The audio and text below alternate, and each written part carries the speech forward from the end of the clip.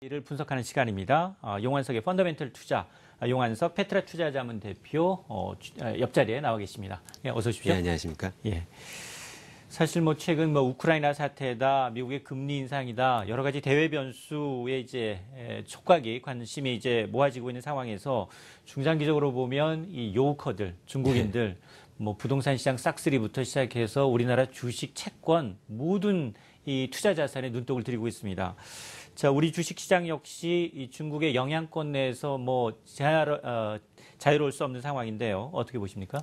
예, 지금 말씀하신 대로 다양한 요즘 이제 증시에 미치는 영향이 여러 요인이 있지만 그래도 아무래도 우리나라 경제는 중국에 대한 의존도가 높고 그런 의미에서 이제 중국 경제 향방이 이제 구조적으로 좀 장기적으로 보면 우리나라의 증시에 미치는 영향은 크다고 하지 않을 수가 없을 것 같습니다. 근데 이제 중국 경제를 조금 더 이제 살펴보면은 중국 경제가 이제 과거 이제 고성장하던 시절에는 그 실제 민간 소비 부분을 억제를 하고 이제 그 부분을 이제 투자에 그 유도를 함으로써 이제 고성장을 했는데 사실 이제 새로 이제 산업을 개발하는 단계에서는 올바른 방법이고 또 실제로 일본, 우리나라 다 유사한 정책을 통해서 이제 경제 성장을 했던 그러한 사례가 있습니다.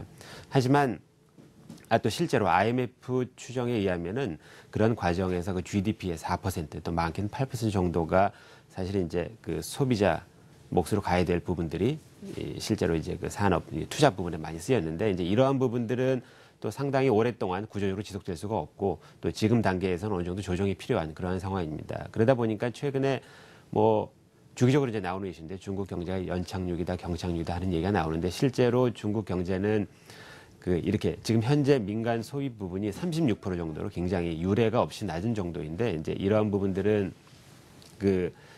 어느 정도 이제 중국 정부에서 선제적으로 이렇게 잘 대응하지 않으면은 구조적으로 어느 순간에는 강제적으로 조정이 될 수밖에 없는 이제 그러한 상황이다 보니까 이 경제 성장률이 낮아지거나 혹은 또 이 낮아지는 걸 방어하기 위해서 중국 정부에서 오히려 반대로 경기 부양책을 무리하게 쓰다 보면 어느 순간에 갑자기 또 위기가 올 수 있는 그런 상황입니다. 하지만 이제 중국 정부에서 보면은 이러한 사실을 잘 인식하고 있는 것으로 보이고 또 다만 이 걸림돌은 이제 정치적으로 이 반대 세력들을 누르고 어떻게 이제 개혁 이런 부분들을 잘 실시할지가 이제 가장 중요한 요인인 것 같습니다. 어쨌든 이 소비 부분이 이제 앞으로 이제 중국 이제 리밸런싱이라고 하는 이제 소비 부분이 아무래도 이제 강조될 수밖에 없는데 실제로 경제 성장률이 최악의 경우 3, 4%대까지 낮아지더라도 사실 이제 소비 부분이 증가한다는 거는 민간 소비 부분의 성장률이 이거보다 높다는 얘기이기 때문에 그런 면에서 이미 이제 우리나라 증시에서도 중국 소비 관련 이러한 주식 이 주가 많이 올라가고 있는 것 같이 이미 그런 반응을 하고 있지 않나 하는 생각입니다. 네. 이 중국의 고성장, 두 자릿수 성장은 멈췄지만, 한 자릿수 7% 중후반대에서 더 낮아진다 하더라도 탄탄한 중국의 소비가 받쳐줄 것이다라는 얘기인데요. 이 일환으로 사실 중국의 최대 이 전자상거래 업체, 알리바바가 미국 상장을 앞두고 있습니다. 조만간, 지금 일부 외신에서는 한 19일 정도로 뉴욕 증권거래소에 상장을 신청할 것으로 보이는데 이 상장이 되면 거의 삼성전자급 시가총액을 시가총액과 맞먹는 거대한 이 미국의 최대 이 전자상거래 업체인 아마존을 넘길 것으로 보이는데 어떻게 전망을 하십니까?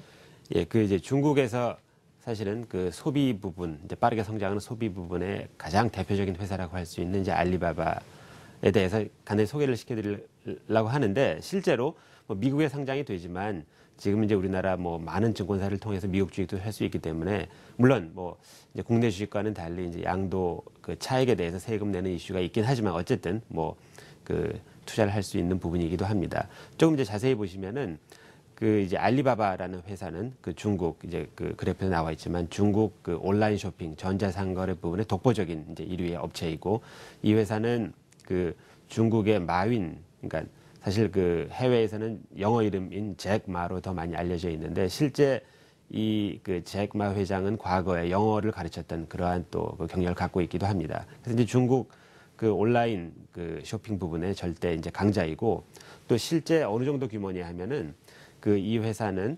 취급고 규모로 미국의 대표적인 온라인 쇼핑 회사인 아마존과 이베이의 취급 규모를 합친 것보다 더 큰 회사이기도 합니다.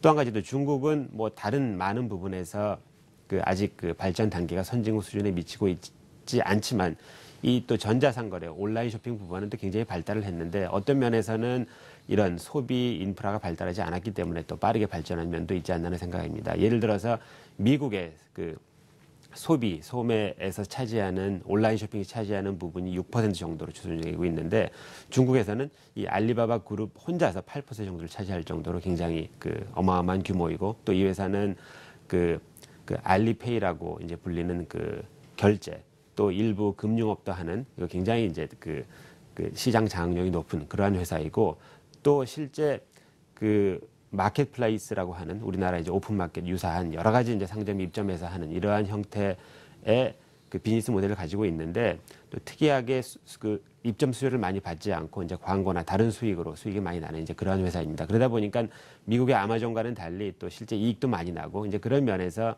그 이익도 많이 나고 또 1년에 한 50% 이상 성장을 하는, 빠르게 성장하는 그러한 회사입니다. 또 중국에서 인터넷 보급률이 아직 50%밖에 되지 않아서 앞으로 성장 잠재력은 굉장히 큰 그러한 회사인데 실제로 이제 미국의 그 뭐 9월 말 조금 연기가 돼가지고 이제 9월 말에 상장을 앞두고 있는데 그 상장하는 그러한 가격이 뭐 이제 그 그래프에도 잠깐 나와 있지만 실제 그 PER 기준으로 그 올해 예상 이익 20이 좀 넘는 그런 수준의 어떻게 보면은 이러한 인터넷 그 중국에서 절대적인 그러한 시장 장악력을 가지고 있고 또 빠르게 성장하는 회사치고 또 유사한 그러한 다른 그 이제 미국에 상장돼 있는 그 온라인 모바일 관련된 회사들에 비해서 굉장히 낮은 가격에 사실은 상장을 하고 있습니다.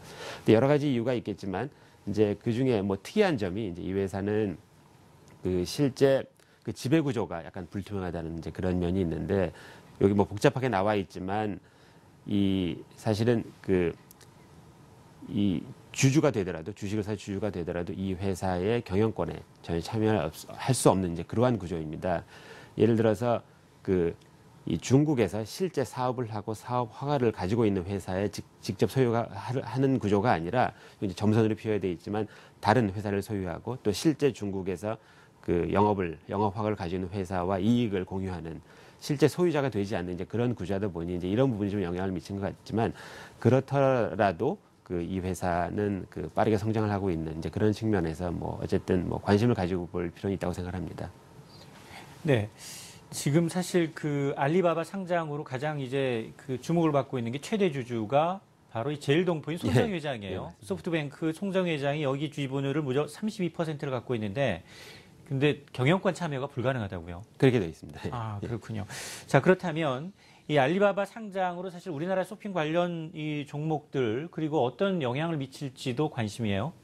사실 뭐 두 가지 측면에서 볼 수가 있는데 이제 알리바바 상장으로 수혜가 볼 수 있는 그런 측면에서 보면은 뭐 또 그다지 큰 영향은 없을 것 같고 또 반대로 그럼 이제 과연 우리나라 온라인 쇼핑 부분에 관련 또 물론 중국만큼 빠르게 성장하는 건 아니지만 그래도 빠르게 성장하는 부분이기 때문에 어떤 그 회사가 있는지 보는 것도 좀 중요한 것 같은데 이제 그래프에 보시는 바와 같이 우리나라의 왼쪽에 보시면은 그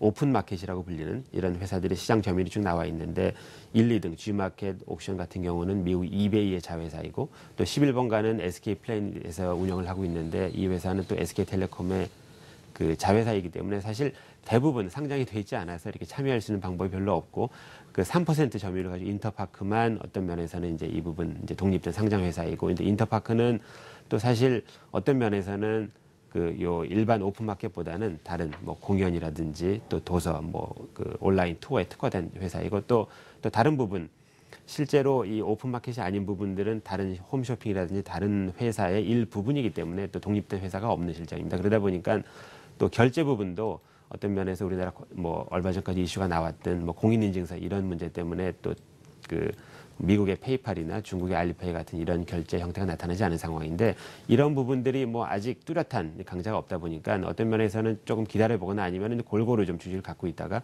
또 이렇게 시장이 조금 이제 어떤 부분이 나타나면은 좀 이제 투자를 해보는 것도 괜찮지 않나 생각입니다. 네. 자, 글로벌 경제 지표와 이에 따른 투자 전략 들어봤습니다. 용환석 대표였습니다. 고맙습니다.